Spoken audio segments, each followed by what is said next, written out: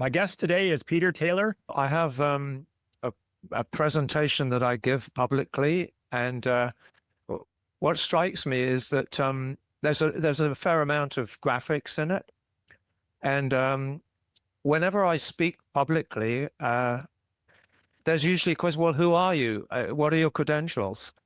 And I've also spoken at scientific conferences, and nobody ever asks me that question. They I don't know what it is. I have a certain amount of respect within the scientific world, science policy, ocean pollution issues.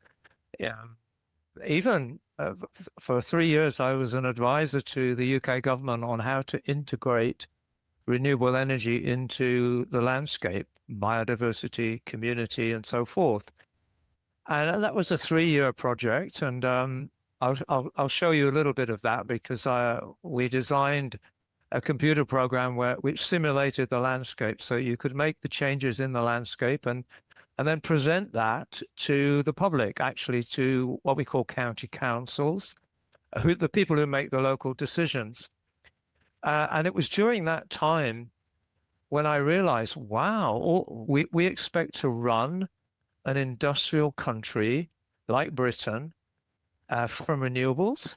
Well, we'd plaster the whole place in turbines and solar panels and hydro. And even then, we wouldn't be able to source everything. We'd have to go overseas. So I did some research on where we were going, whose forests we were cutting down to make wood chip, shipping across. It was a nightmare and total madness. So then I decided to review the science, which I can do. I'm a qualified ecologist, Oxford ecologist, so I can cross all number of disciplines. And in that science review, which I produced a book eventually in 2009 called Chill, a reassessment of global warming theory. And I just found the climate science surprisingly bad. I'd accepted the consensus. I'd had no reason to question it, as indeed a colleague of mine in the United States, a professor at the University of California. We'd collaborated on ocean pollution issues at the UN. And my initial contact with him, Professor Jackson Davis, I said, Jackson, this is really bad science. And he said, oh, you can't be right. I mean, there's hundreds, thousands of scientists. He'd actually been a drafting author of the Kyoto Protocol. After we'd left ocean pollution issues, mostly successfully involved, he'd gone on to climate issues and helped to create the Framework Convention and the IPCC and represent the island states of the Pacific at the COP meetings, So he just, well, the questions you raise, which are mostly about climate cycles and the role of solar energy and clouds and so forth, they've got to be answered.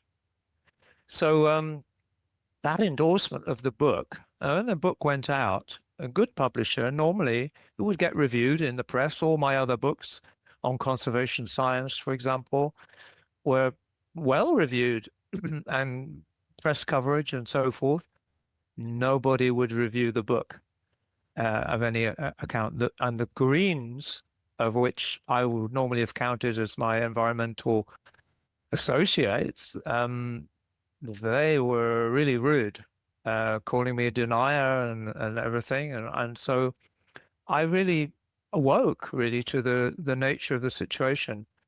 And I wanted to say that in the US, I'm aware that the government at the Department of Energy recently produced a critical review headed either by Steve Koonin or Professor John Christie or whatever, but about 5 or 6 professorial level scientists coming from the areas of climate science. Nothing like that has ever happened here, nor would happen here. There's a complete media and parliamentary block, and people like me are just labeled deniers or whatever. And it's a very, very difficult environment to make headway.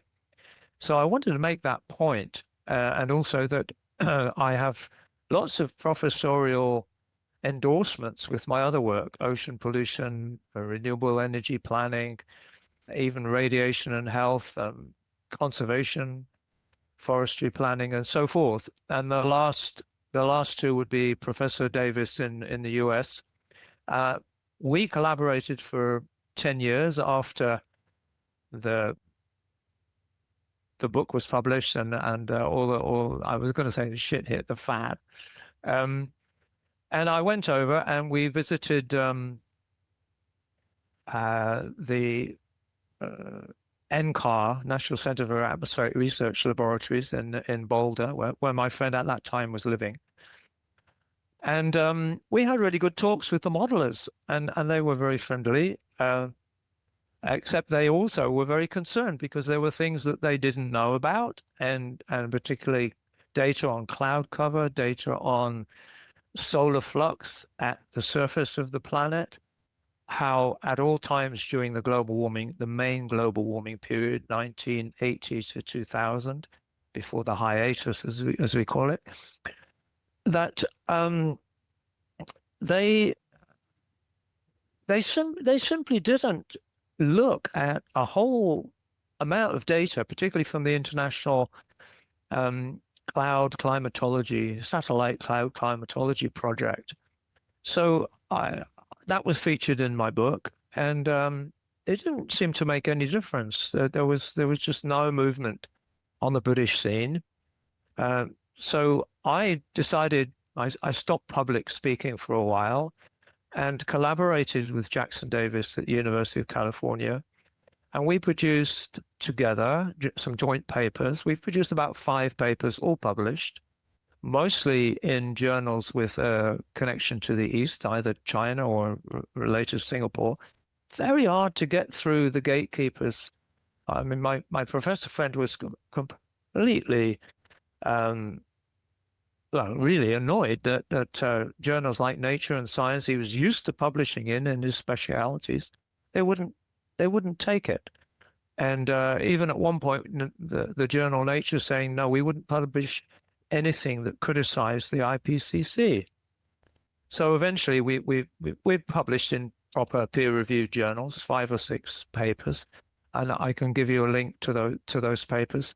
They're very technical, and most of my presentation has been for a lay audience. And so I would move to that. That's the book, Chill. Can you see it okay? Yeah, it looks perfect. Yep. Yep.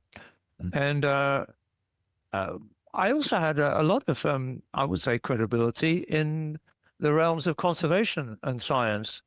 And even Greens was saying, well, he's got impeccable credentials in terms of his work in conservation, which is really taking off. Actually, I did a chapter in the International Union for the Conservation of Nature's recent handbook on rewilding, and I am still active in the conservation field. So that book, Beyond Conservation, was available, and that's the rewilding. We're serving lots of different small groups throughout Britain, Scotland, Wales, and during that time, I mentioned I worked on integrating renewable energy into the landscape, and I set up a small group with somebody that was a professional landscape designer. He was doing all kinds of fantasy landscapes. And I said, can you do a British landscape? And can we put things in it so that we can show the different options of how to develop the landscape? So, for example, with this first slide, this is how it would look if you didn't really care about the landscape or community or whatever, and you just plonked things in, turbines on the hills, new roads, power stations, the whole thing. And the whole purpose of this was that, well, look, there is an alternative. which is to do things with great sensitivity and small scale. You can fly into this computer landscape and take photographs from different angles. The guy who did this is absolutely genius. So this was then presented through the government agencies to every decision-making body at a local level in Britain. And I think we were responsible for at least getting most of the turbines shifted offshore. I know there are all kinds of questions around that, but to try and protect and help in whatever ways we could. So at this stage, I'm very positive, but I'd not read any of the science. I'd not questioned the consensus. So when I realized the scale of what was happening and the fact that they weren't going to listen on local democratic decision making, we would just get same old. The developer would decide what they wanted to do, and then the local community would have to object to that. So I thought, well, I want to know how much time we've got. Everyone's saying urgent, you've got to sacrifice the landscape, you've got to sacrifice community, tranquility. And I thought, well, how much time? I'll look at the models and just work it out. I just take you through one of the slideshow of the different options that one had. Realizing the scale, if you look at, say, Northern Ireland here, those are giant wind turbines. I would not want to live in that landscape. And then hydro, most of our heavy industry is relocating, and it's relocating where it can get carbon-free electricity. So massive schemes are afoot to build carbon-free hydro, and that attracts then the industry, particularly Brazil, Iceland, and Southeast Europe is being developed and so forth. Well, I care about these landscapes. There's a lot of wildlife, wild land, wilderness, and indigenous people. That's Southeast Europe. These rivers hitherto have been without dams, without infrastructure, and so forth. And then, for example, we have a law here on diesel that you have to have 10% biofuel in the diesel. Well, we can't grow that. And so they go to, in this case, Colombia, 400,000 hectares of biofuel plantation. And this was from a War on Want booklet. Displaced people, 2 million displaced people, major impact on indigenous. 80% of the palm oil exported to the EU, 48% to the UK. This is not really known by the British public. Then the Amazon, again, I also have interest in social anthropology, so I follow indigenous peoples and indigenous cultures. And again, it's their land, and that's what's happening to it. You can hardly see the scale. There's a crane, there's vehicles. You can't see the people. It's huge scale in the Xingu River in Amazon. And once that's complete, they will bring in aluminium smelting, iron ore smelting, ethanol production from the land use and so forth. So that's what made me look at the science. I thought, well, I really want to know, do we really need to make these sacrifices? And so this is a standard graphic compiled from all of the various sources. This is land data at Berkeley Earth, which is probably one of the most useful sites. The data is adapted from the UK Hadley Centre, so it's good data. And we can see that not much has happened from 1850 through to, well, 1940, really. And that's very important in what I'll be saying later. And then 1940, we had a peak, which I have to say, there's been a lot of effort to reduce that peak. And say, oh no, there are various reasons why that's not real. And then you have this massive period from 1980 to 2000. I call that the global warming period. We'll focus on that period because it really did take off at that point. And then there was a hiatus from 2000 to 2015, and then it takes off again. But 2016, there was a big El Nino, a super El Nino, and it was followed by another, which is quite unusual. So we have these two peaks at the end of the series, and this graphic doesn't show 2024, which was a very, very unusual year. And that's also important when we analyze what the driving forces are. So all of that from 1850 to 2024, it looks pretty scary to an ecologist. Wow, everything's really kicking off. And but then you think, well, hang on a minute. This is all anomaly. They're looking at the anomaly. What's it an anomaly on? And the same here with this is John Christie's work, who I know you've had on your podcast. I highlight here the El Ninos. So that's all natural. These peaks are all natural recycling of heat in the ocean. And that goes to April 2025. This is the peak in 2024. And the temperature worldwide has been dropping almost half a degree since the peak of the El Nino. That is not news in Britain. The media completely ignore it. It's quite bizarre. So when so what's the anomaly all about? Well, this is what the anomaly is all about. If you don't show the anomaly and you just deal with the actual temperature, 1850 to 2012, you can't see it. It's so small. The temperature change 1 degree or even 1.2, that's not going to scare anybody. So nobody ever asks this question. And of course, the public don't really know what an anomaly means. And again here, ocean temperatures went up to this peak in 2024 and have dropped again. So the planet is actually cooling at the moment. And what I always say is that when you measure temperature at the surface and in the atmosphere, you're actually measuring heat leaving the planet. That's what happens. And so if the temperature goes up, it means more heat is leaving the planet. And that's generally missed. So in that recent peak, 2024, it's very, very instructive.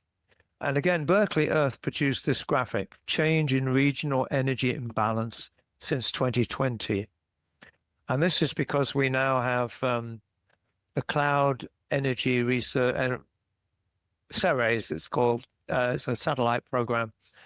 And here you can see, they call it the energy imbalance during 2020 to 2023. So that's 4 years. And what I will draw your attention to here is, say, the North Pacific at plus 0.9 watts per square meter. That's how much extra energy there's been in.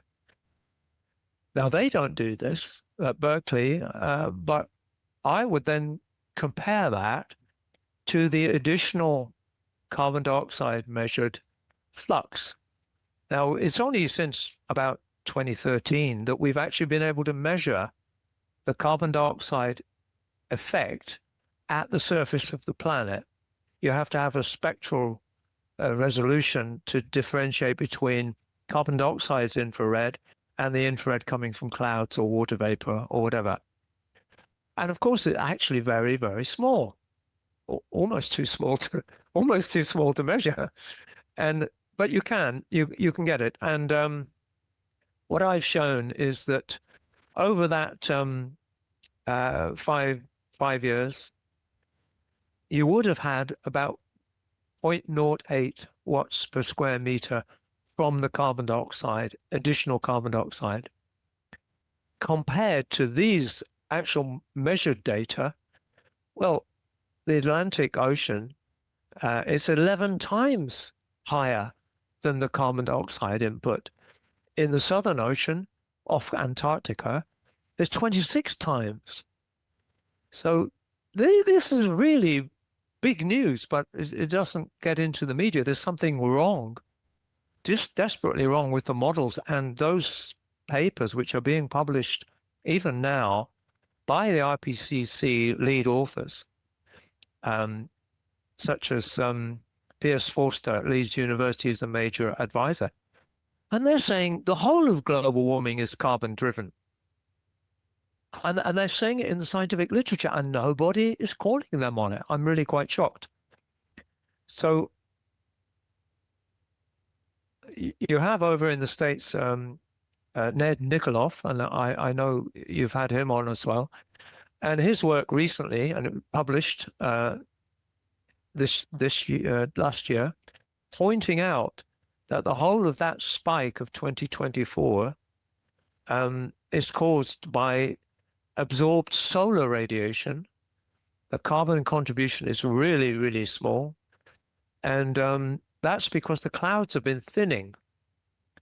So this is also my thesis in Chill, was that if you looked at the cloud data between 1980 and 2000, the amount of energy coming through to the surface of the planet was 3 to 4 times the additional energy from carbon dioxide. And in those days, the carbon dioxide contribution was computed. It was too small to be measured. And the computer used was called ModTrans, which the University of Chicago made available publicly.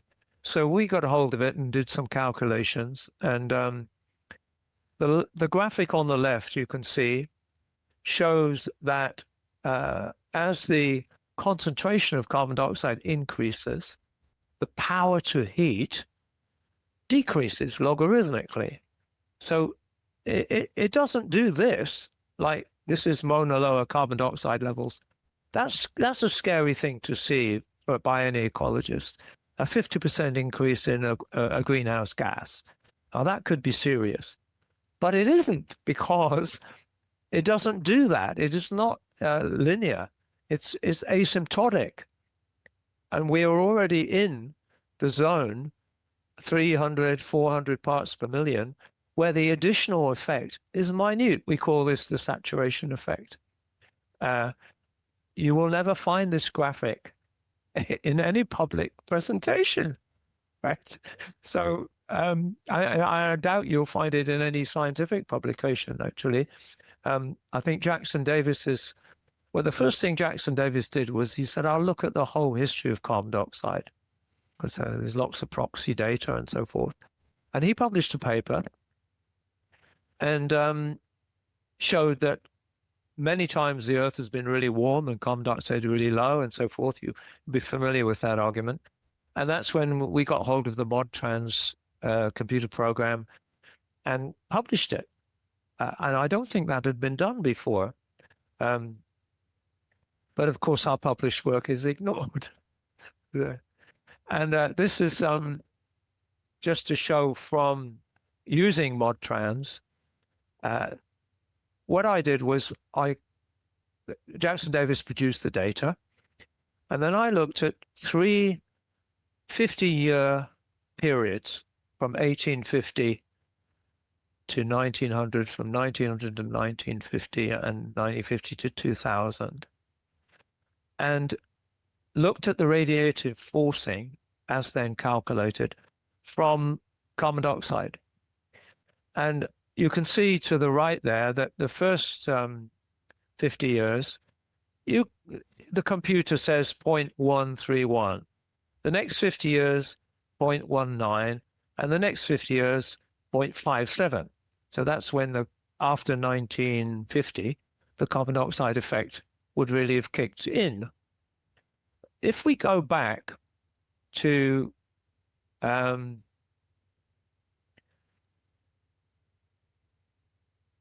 this graphic, well, no, let's go back to this one because it includes the 1850 period. Those early carbon dioxide effects were virtually they didn't register. They're too small. And then if you look at this period here, the rate of increase is more or less the same from 1920 to 1940 with very low carbon dioxide. And the rate of increase temperature is also very similar, if not virtually the same, to the year 2000, despite the carbon dioxide having increased by 5-fold. So you would expect scientifically a change in the rate, and there isn't one. So that was an alert for me and a confirmation that we were on the right track. And Ned Nikoloff's work, and recently Anton Olila in Helsinki, have shown that it's all about absorbed solar radiation. And if you look from this graphic, carbon dioxide's computed contribution 0.48 over the but overall absorbed solar radiation 2.5. So again, we're dealing with absorbed solar radiation is really what's driving the global warming. So I would then call this the killer graphic. First of all, it's virtually not an issue. You will never see in the press and in a lot of scientific publications, including John Christie, the long cycle, the 1,000-year well-established little ice age cycle. It's not confined to one little ice age, it's regular. And in our work with Jackson Davis on the Antarctic ice cores, which is published, we show that this 1,000-year cycle has been consistent for 226,000 years. It shows up in the Antarctic ice core data. There are very, very few studies on it, and this one by Gebbie at Woods Hole Oceanographic Institute, highly prestigious institute. He's looking at ocean temperatures, and you can see way back to the year to the year 0.15 Christian era, as he says, and the black line is global here. So you can see the little ice age here, and here is the rise, and you don't get to the same level as in, say, the year 600 until the middle of that last 50-year period. So there's nothing unusual happening, you could say, until that last 25% maybe. I mean, it could be natural, but one could equally well say, well, something else is kicking in there. And then the question arises, what drives this cycle? In a way, it's not that, it is relevant, but it's not as important as the fact the cycle exists and can account for, I would say, the majority of the warming that we've experienced in the last century and couple of decades. So if you look at the solar scientists involved in all of this, and particularly Usoskin in Finland, then you can see that the pattern of solar energy matches the pattern of temperature. And so that, where I would say, is something's been driving those cycles in the past, and it certainly wasn't anthropogenic carbon dioxide. So this has been the main points of my my scientific arguments over here. And this is again the work of Usoskin showing proxies going back to 10,000 BC. So this is the whole of the Holocene. And everybody talks about Greenland melting down, the Arctic being ice-free. Well, you've only got to go back about 6,000 years, And the Arctic was regularly in the summer ice-free. The polar bears survived. If you go back 4,000 or 5,000 years, we have pelicans nesting in Britain on the Somerset Levels, which is where I live. The indigenous people of the time, called the Lake people, they were eating pelicans for breakfast. And then when the Romans were here, they had vineyards up on the Scottish border. And when the medieval warm period changed and went into the future, the actual Little Ice Age, and the Vikings left Greenland, they couldn't live there. They couldn't farm. All of these arguments are just I don't know. It's not that they're dismissed; it's that they're not referred to. They're complete. The whole of the work is completely ignored, and so we have a very different situation in Britain than you have in the United States. I don't know how far critical review will go, and it obviously depends on political sponsorship, which is an interesting issue from a science policy perspective. We would never get a critical review sanctioned by our political leadership.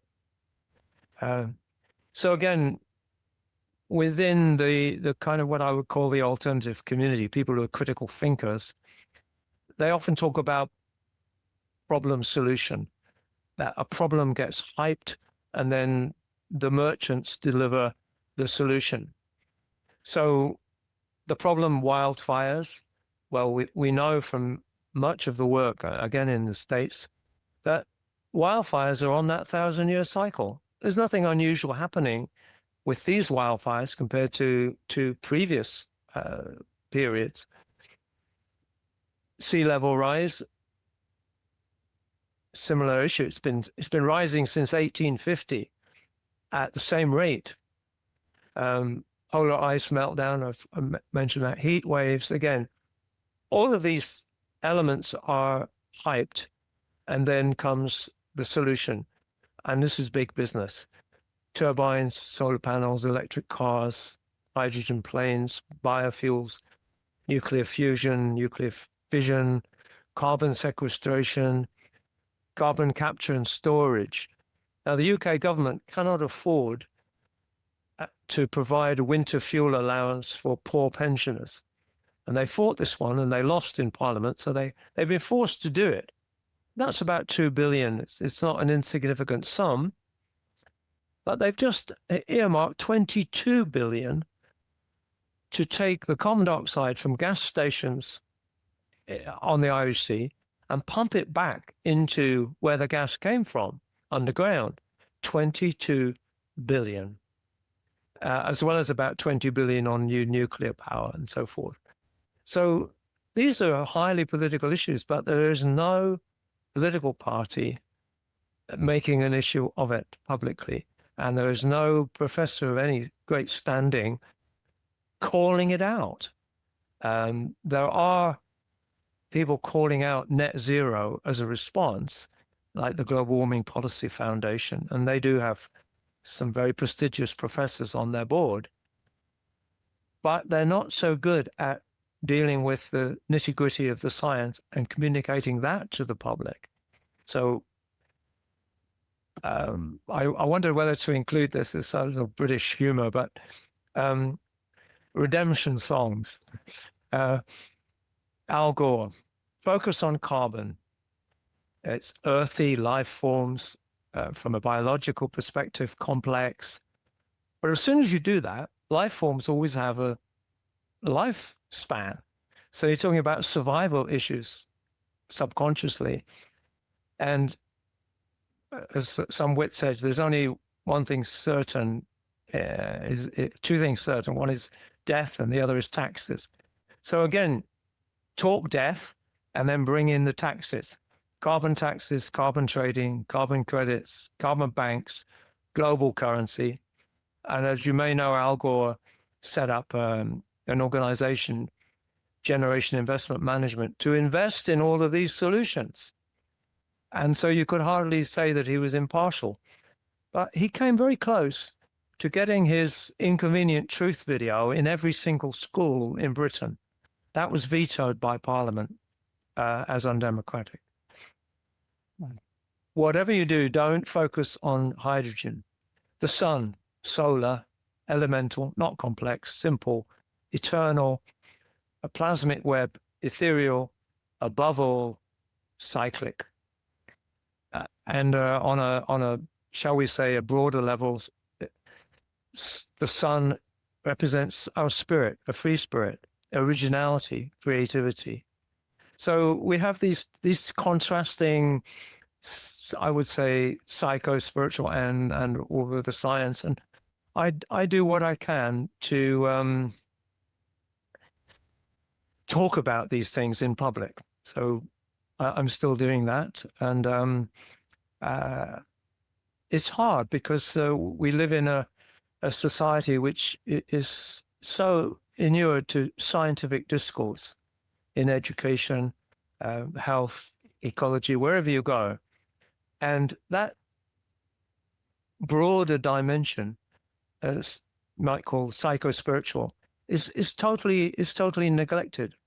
And I think if that had been, if we'd had a slightly different educational system, things wouldn't be so bad as they are now. So incredibly biased. But that bias is not limited to the political sphere. Recently, and this is in my published paper in 2025 in the Journal of Earth and Environmental Sciences, it's really down to however much one puts forward these scientific arguments. They just it depends entirely on the political structure as to whether they gain any kind of traction.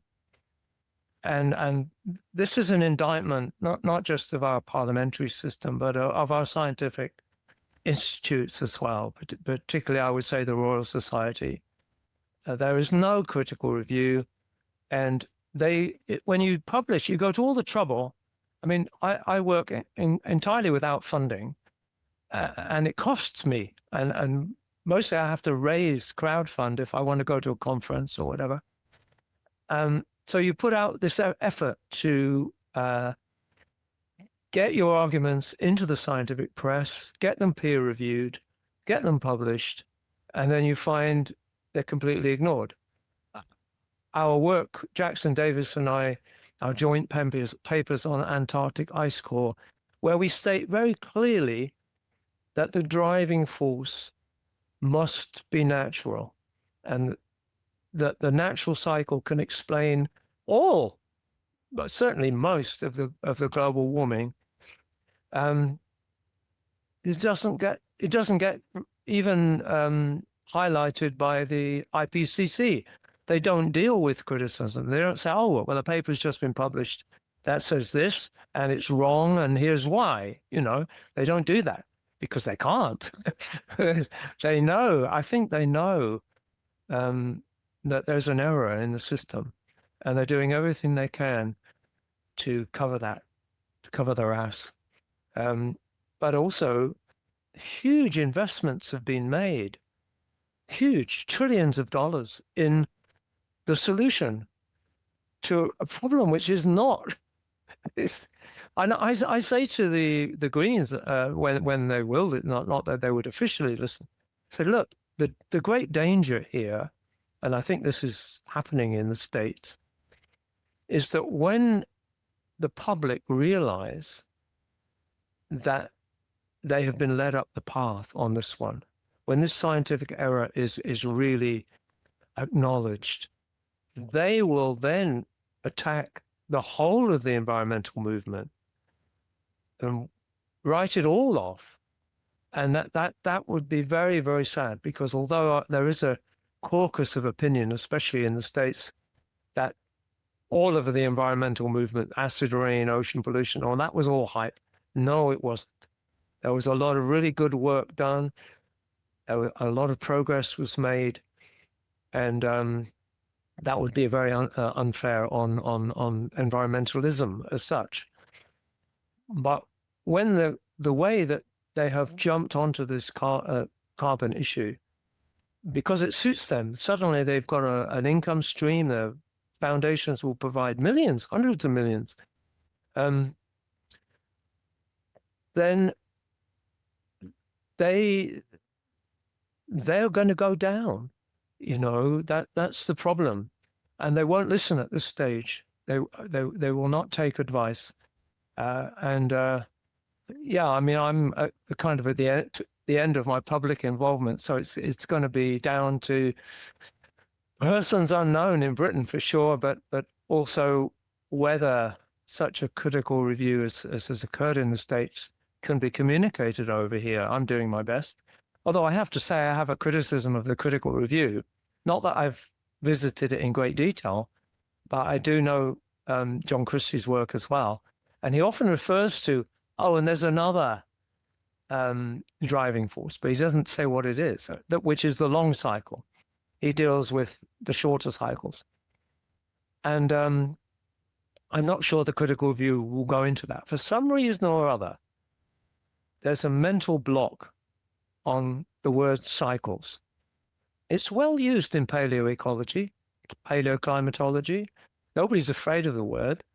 But for here, even the climate scientists themselves avoid it. They prefer the word oscillation or variability or whatever. They won't talk about cycles. And I think partly, if you talk about cycles, you're implying a return, a period and a return. It's coming back. And for some reason or other, they don't want to use that. I have speculated, and I even presented my speculations to a conference of anthropologists on climate change, where I raised the issue whether there were gender issues involved, that within science, that the thing about these cycles is that they are irregular periods. Most climate scientists are male. Men have a bit of a problem with irregular periods. There's spiral dynamics involved. You try and find a mathematician who can advise you on how to analyze the temperature record, especially the paleo record, using Fibonacci series. If you go to the middle of the Ice Age, it's not a sort of blanket cold period. It's actually several cyclic jumps in temperature, especially in the Arctic, really quite high. And on what initially, if you averaged it out, would be 1,500-year cycle. I think Fred Singer had a book about that. But that's an average. And that's what the scientific mind currently seems to do. But when you look at it, you see 8, 5, 3, 2, 1, 1, a Fibonacci series. The first of those cycles is longer than the next one. So 8,000 years, 5,000 years, 3,000 years. The 5,000-year one is slightly affected by, I think, some very severe volcanics, but that cycle is regular, and it's the dynamics of a spiral. Again, spiral is a feminine symbol, and then of course this: how do you handle chaos within your computer programs? And there are various fudges when you've got a chaotic factor to deal with. Otherwise, it will get amplified through the iterations. So spiral dynamics, chaos, irregular periods, it's cycles. Are there issues here in relation to gender and perception and so forth? And we had a good laugh in the anthropology seminar. They didn't really take any of it very seriously. But I still raise that question because the block on cycles is really quite strong, both in the US and here. So I think that's pretty much all I want to say. If you have anything you think I might have missed or you'd be interested to know. Yeah, if you would, let's go back to your slide, one of the last ones on the Gebbie, when you go back 2,000 years. Yeah, this looks different to me in that the medieval warm period doesn't show up in this one. Yes, this is very largely because the ocean dynamic is slightly different than the land dynamic.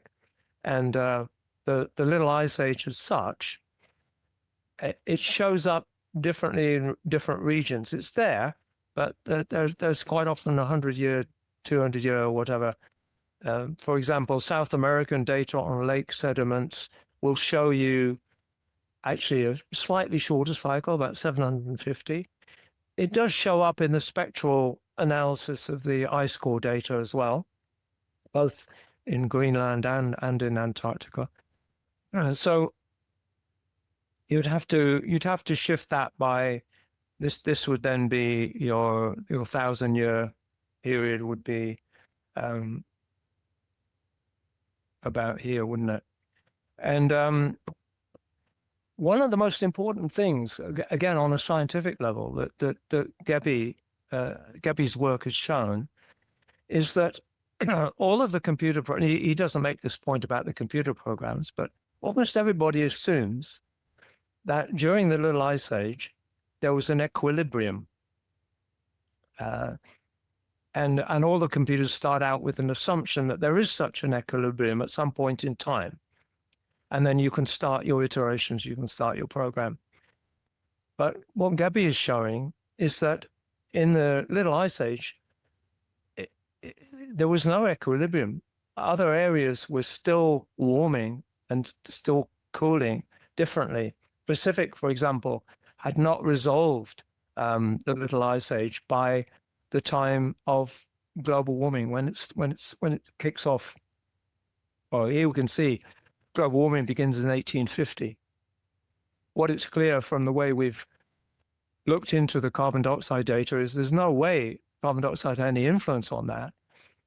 And the rate from 1850 to 1900 is much the same as the rate from 1900 to 1950 and from 1950 to 2000.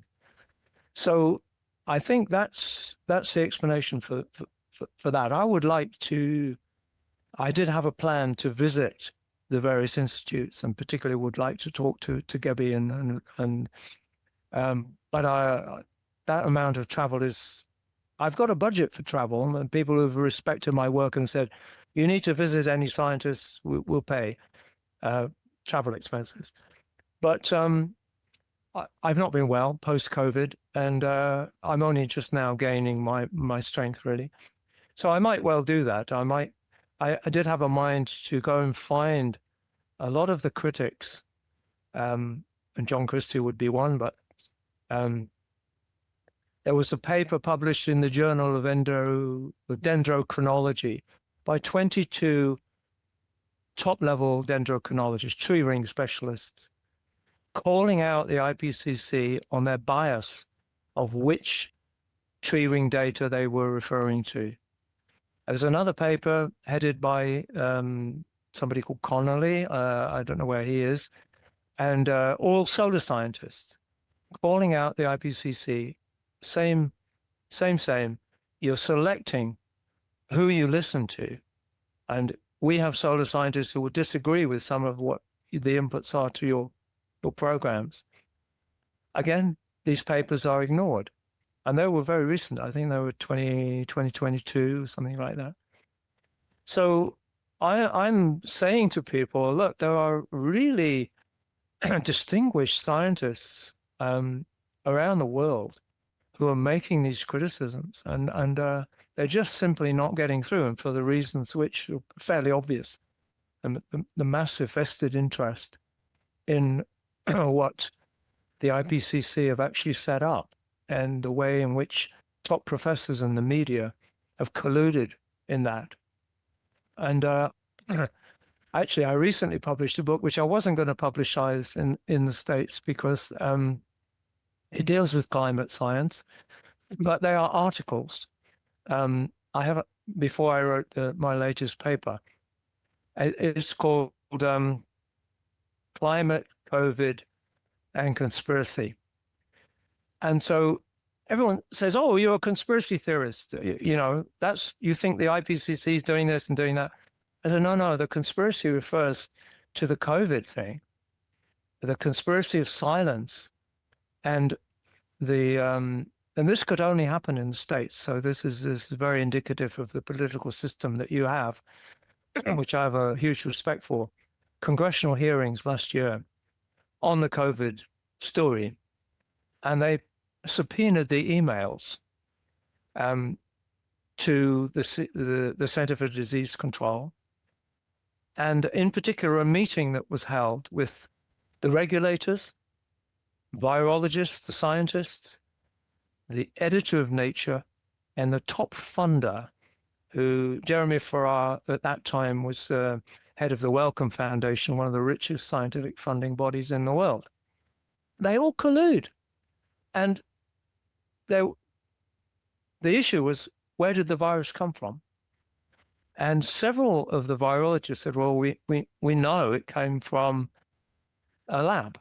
And as Robert F. Kennedy has pointed out in his book, it's part of a bioweapons program. The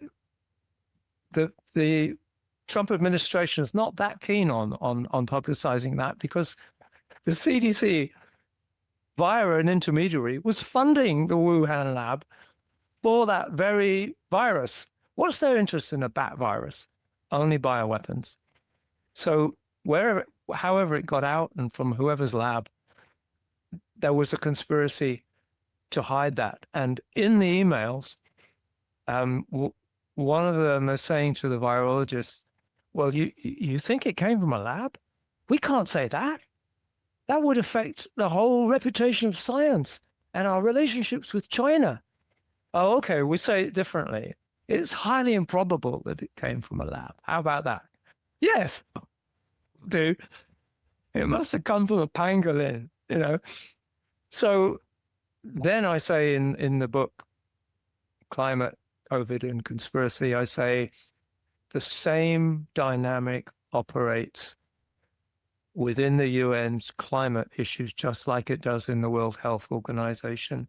And they were complicit with the whole, natural origin story and so forth.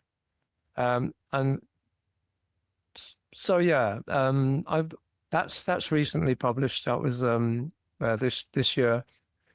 And I'm waiting for the flack. But so far, I think we're winning intellectually, actually.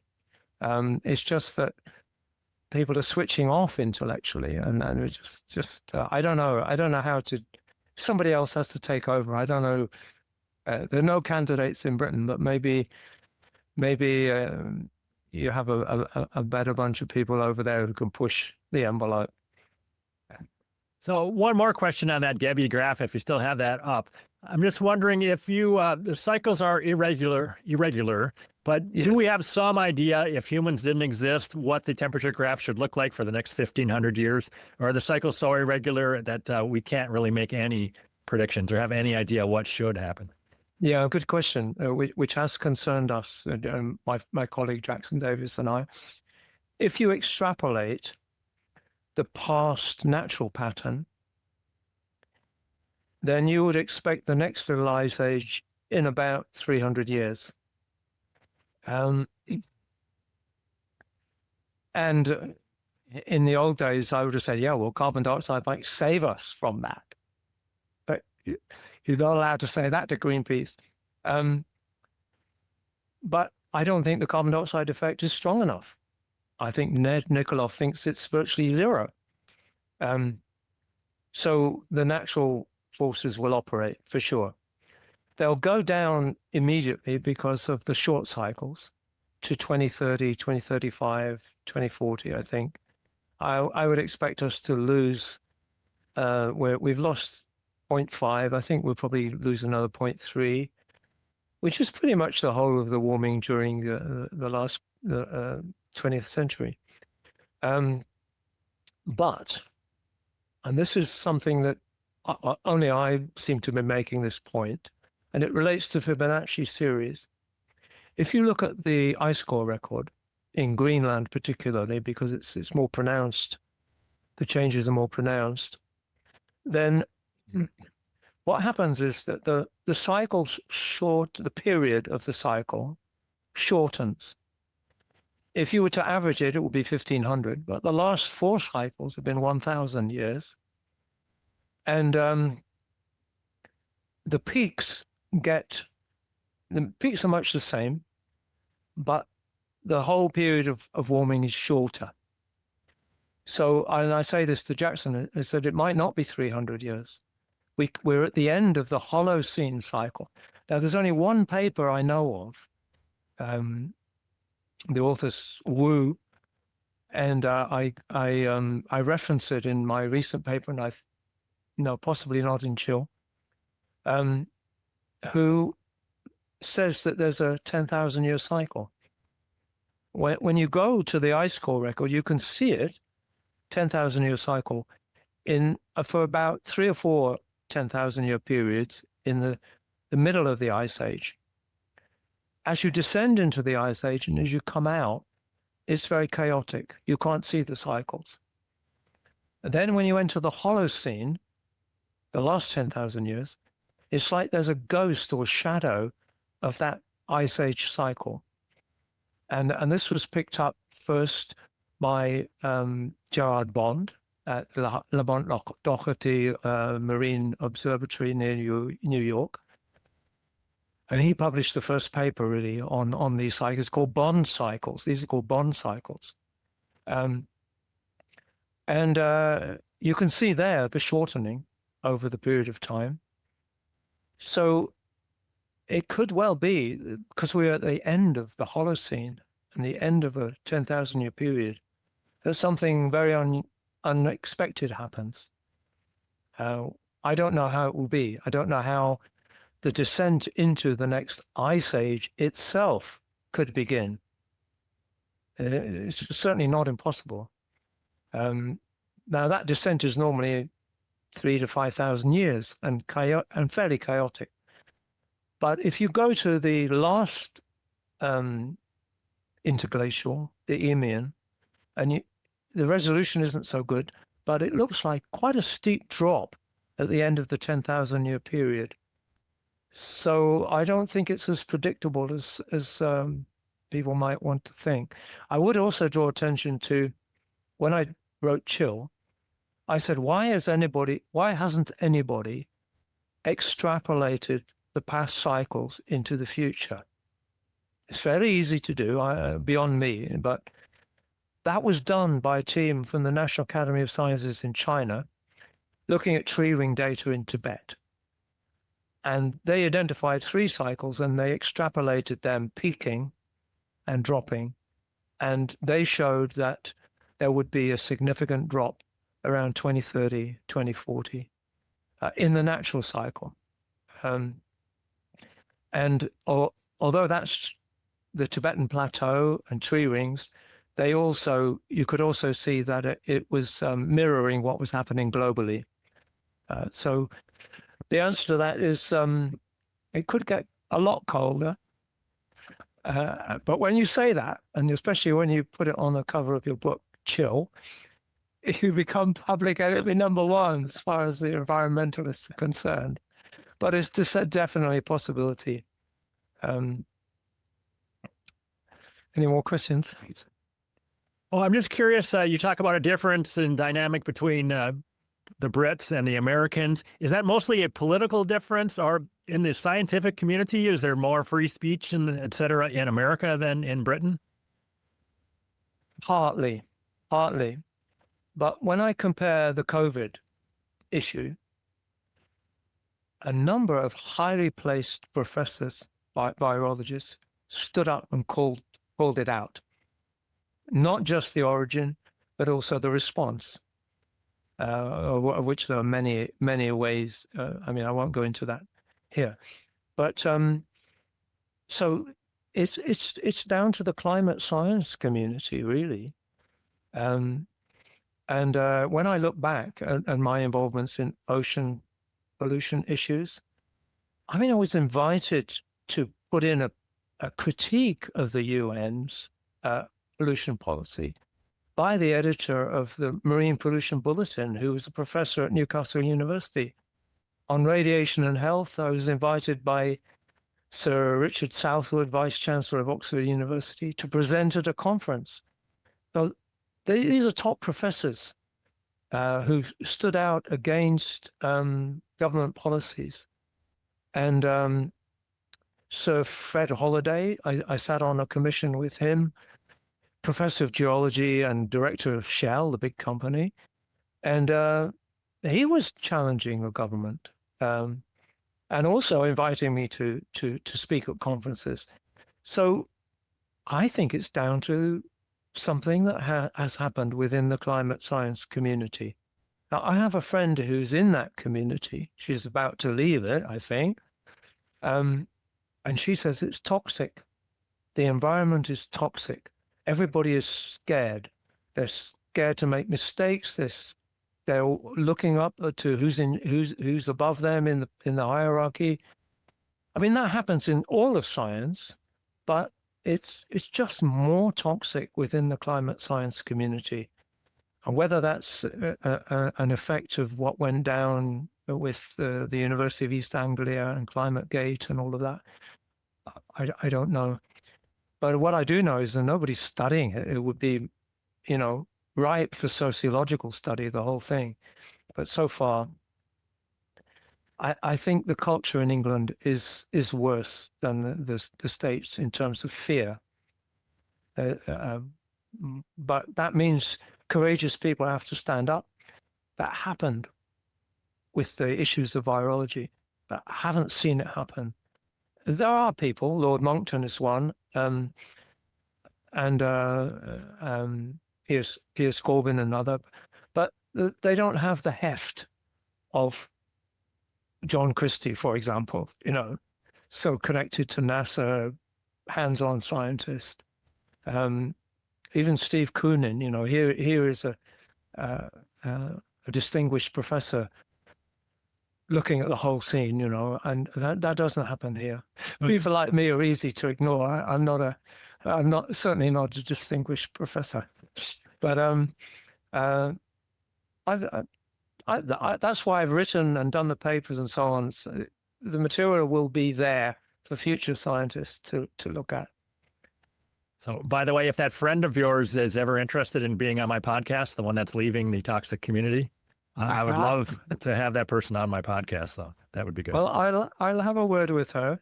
That would be very interesting. I doubt she would, but I will have a word with her. Yeah. All right. Any other points you want to make before we go ahead and finish up here? No, I think I'm quite surprised we've done an hour. It feels like I've shot through everything and glossed over so much. But no, thank you so much for having me. And I'll be very happy to have any communication with American scientists, particularly who might be motivated. And I just noticed I haven't given any contact details or links and so forth. So I can send that to you in the email. So I'm building a website called oceanearthsystems.net, and just to present scientists' work and give the links to the papers and so forth. It's not fully fledged yet, but it's coming. All right, I'll put that information in the show description, and then I do already have links for your 2009 book, Chill, and your 2025 book, Climate, COVID, and Conspiracy. I have those in there. So okay. I think we're covered. All right, and thank you. I'll send you a link for the 2025 paper as well in the Journal of Earth and Environmental Sciences. Yep. All right, Peter Taylor, thank you very much. This is very interesting stuff. Talk to you next time. Thank you. Thank you again. I've survived the podcast process. Wow.